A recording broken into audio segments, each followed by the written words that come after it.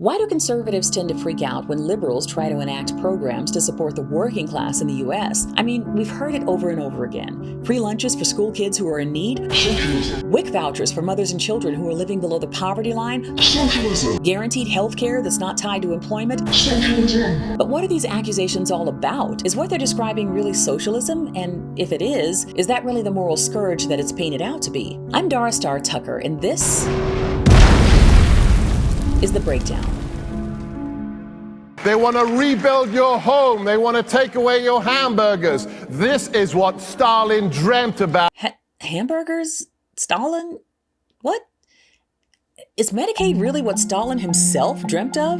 One of the most ruthless dictators of the 20th century, labor camps, executions, over 3 million people starved to death, the founder of the KGB and leader of the Communist Party of the Soviet Union, that Stalin dreamt of Medicaid? That sounds like a slippery slope argument that lives atop a mountain covered in crude oil. I mean, have you ever been in conversation with someone and you make a fairly reasonable statement that they disagree with, and then they take that statement to its most extreme conclusion and accuse you of advocating for that extreme thing they just made up?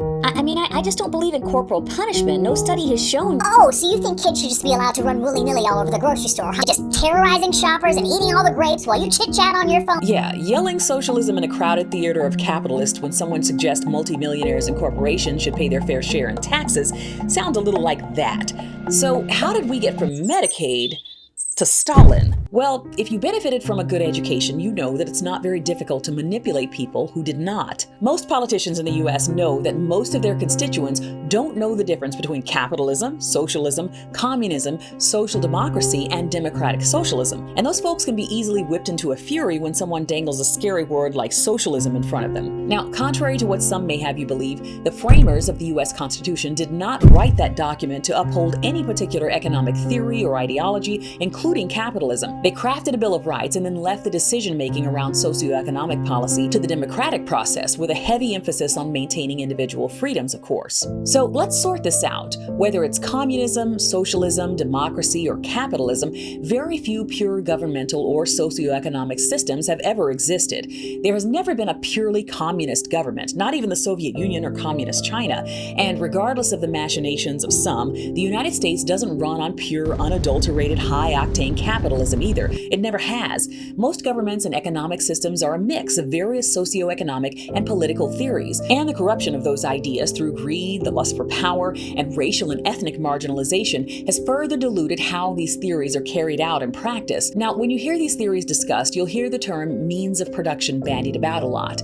The means of production are land, labor, and capital. Land includes water, oil, coal, or any other natural resource. Labor refers to a person using mental or physical effort to do a job. And capital is property, like a work vehicle, a factory, or an office building that's used to produce goods and services. In an information economy, computers or Wi-Fi networks would be considered capital. It's also important to note that the application, and therefore the definition of these terms, has shifted over time, as it should. What Pierre Leroux, who first coined the term socialism, meant by it in 1832 is very different from what it's come to mean in the 21st century. Kind of like classic liberalism means something completely different from what liberal means now. So what is socialism exactly? Socialism is a society in which the means of production, distribution, and exchange are owned collectively by the community as a whole rather than by private individuals. Leaders can still be elected democratically in many socialist societies. The idea is that the nation's resources will be distributed in a way that benefits society as a whole. The government, whether democratically elected or not, typically decides how those resources will be distributed, often through social programs and governmental services that ostensibly benefit everyone. They do believe in private ownership of homes, clothing, and other personal items, just not private ownership of the means of production. The goal is to eliminate social classes and create a society where everyone has equal access to the nation's resources and wealth. Now, communism is a type of socialist economy or government, so all communists are socialists, but not all socialists are communists, meaning there are lots of different kinds of socialism. Communism is just one type. With pure communism, there's no state, no money, and no class hierarchy. There's no private ownership of resources and no need to accumulate wealth. Resources are distributed by the government from each according to his ability, to each according to his need. Marxism, named after its founder Karl Marx, is often seen as an extreme form of communism. When we talk about communism today, we're usually referring to Marxism. Marx believed that the goal of socialism was to provide a stepping stone to communism, but many socialists don't agree with that goal. And very importantly, Marx believed that the only way to implement true communism was through revolution. Capitalism, of course, is an economic system built on private ownership of the means of production. And the system of capitalism is built to allow the owners of that land, labor, and capital to financially profit from that ownership. A democracy is simply a government by the people. In a direct democracy, the people vote on issues directly. In a representative democracy, the people elect representatives to vote on issues for them, like congresspeople. A republic is really just a representative democracy. Adding a wrench to this whole mix is the confusion that often exists between the terms democratic socialism, which is essentially socialism sprinkled with a bit of democracy, and the term social democracy, which has come to mean a capitalist system sprinkled with a bit of socialism. These are two very different things, and this is a really important distinction to understand. Though Bernie Sanders, for example, calls himself a democratic socialist, his beliefs align much more closely with that of a modern-day social democrat, someone who believes that capitalism can work as long as it's sufficiently regulated by social programs that are meant to ensure the common good. Most people in the US throwing around the word socialism today are really speaking of something closer to social democracy, which really isn't socialism at all. Social democracy is the form of government used in most of Scandinavia and in Canada, and it operates primarily on a capitalist framework, not a socialist one. The means of production, distribution, and exchange are privately owned for the most part, just as they are in the US. Remember, true socialists don't believe in private ownership of the means of production. Many European countries like Sweden, Denmark, and Norway are often referenced as a model of successful socialist societies where the community as a whole owns the means of production, but their systems are much closer to a social democracy, which fundamentally embraces capitalism with a heavy emphasis on social welfare, and they're consistently at the top of the rankings for the world's happiest countries. As with anything, socialism or capitalism at their most extreme are probably more harmful than not. Unchecked capitalism means business and industry thrive at the expense of workers. There are no social protections, no safety nets, no regulations on business, and we see the kind of human rights abuses that we did at the height of the Industrial Revolution. We've been through that already. In the US, in the latter part of the 19th century and the early 20th century during the Second Industrial Revolution, a small handful of men like Vanderbilt, Rockefeller, J.P. Morgan, and Andrew Carnegie were able to build untold wealth exploiting workers with 14-hour workdays and by paying workers paupers' wages. If workers were injured or sick, too bad. They just couldn't provide for their families.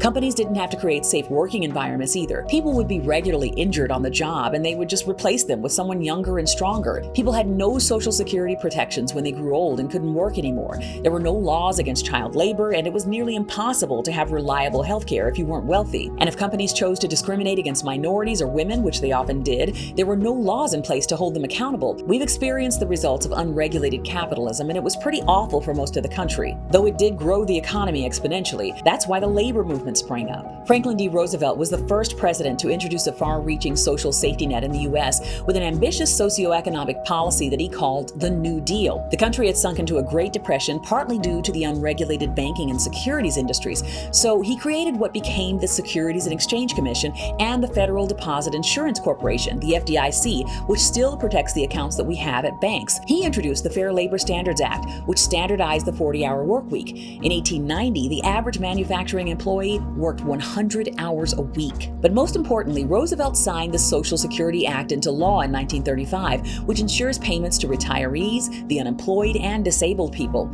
Of course, we pay into those programs throughout our working lives. He introduced what many people refer to as a limited welfare state, and a lot of conservative leaders are still upset about it. But Roosevelt effectively created the middle class in the U.S. Many of these programs are still extremely popular among voters of all stripes. The same goes for Medicare and Medicaid, signed into law by Lyndon Johnson in 1965. I think in this era of late-stage capitalism, we're starting to understand that socialist principles can best be used to regulate free markets. It doesn't have to be either or. If you think of capitalism like pop music and socialism like soul, capitalism went from this to this. And whether you like it or not, that second example is much more reflective of the tastes of the majority of the people in this country. They don't want to have to choose. They want a system whose primary aim is to serve its citizens and allow them to pursue happiness without undue restrictions. And at least in the US, capitalism, regulated by some principles of social democracy, seems to provide the best balance of individual freedom and governmental protection. I mean, free markets are very much at work in communist China, but it's still a communist country. Our political and social policies being influenced by socialist theories aimed at protecting the human rights of all people doesn't mean that we're abandoning democracy and slipping off into the abyss to embrace Marxist ideology. That's a scare tactic that often causes average citizens to vote against their own best interests. So, is there any validity to these accusations of socialism by the right? Well, there has certainly been an influence of socialist thought on our capitalist economy over the last 100 years in the US. And guess what? Those socialist thinkers might have had a few valid criticisms of governments that allow billionaires and large corporations to run roughshod over the middle and working classes. Now, within any socioeconomic system, when you have wannabe despots, authoritarians, or dictators at the helm, people suffer, regardless of what the political system is. And we in the US know that from firsthand experience. But it's important to remember that socialism is not automatically anti-democratic or anti-capitalist. Elements of socialist thought can and do exist in capitalist democracies, and we have many indications that those elements usually leave a nation's citizens happier and healthier. Ultimately, the accusation of socialism as a response to compassionate economic policies kind of falls into that category of Negro lover back in the day or woke now. It's not really the flex that they think it is, and the very fact that a person is using that pejoratively should tell you everything that you need to know about their priorities. My next tour stop will be on Monday, the 11th of September in New York. Visit the link in my bio for details.